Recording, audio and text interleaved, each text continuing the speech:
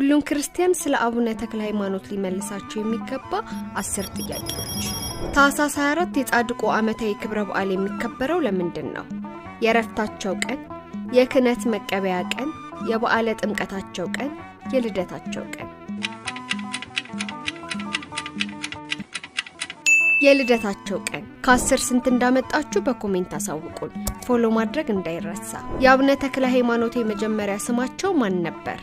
ፊቅጦር፣ ወልደ ሰማዕት፣ ፍስሐ ጽዮን፣ ወልደ ጊዮርጊስ። ፍስሐ ጽዮን።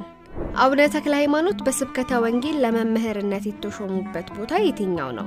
ዝዋይ፣ ጽዮን፣ ዋልድባ፣ ደብረ አስቦ በኋላም ደብረ ሊባኖስ፣ አሰር፣ ግብጽ።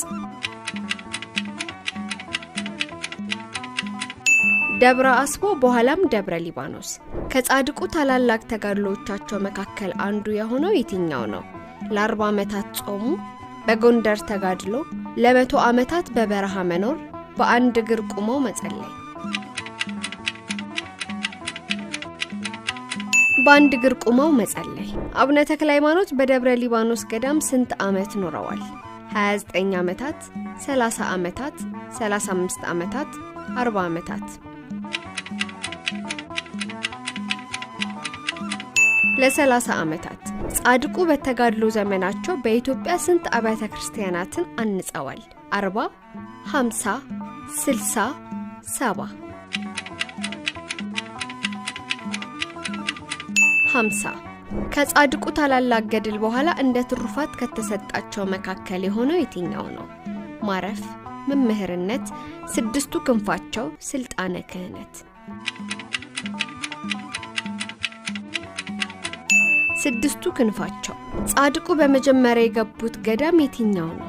ደብረ ሊባኖስ፣ ደብረ አስቦ፣ ሐይቅ እስጢፋኖስ፣ ደብረ ዳሞ።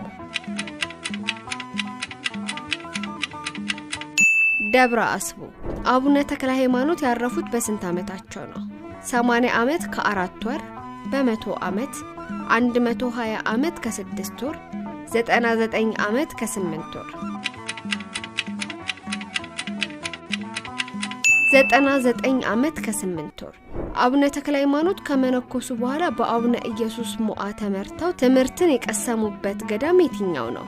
ደብረ ዳሞ፣ ሐይቅ እስጢፋኖስ፣ ደብረ በንኮል፣ ዋልድባ። ሐይቅ እስጢፋኖስ። ተጨማሪ ጥያቄዎችንና ለምላሾች በቂ ማብራሪያ ለማግኘት የዩቲዩብ ገጻችንን ይከታተሉ። ዝግጅታችንን ከወደዳችሁ ላይክ፣ ሼር እና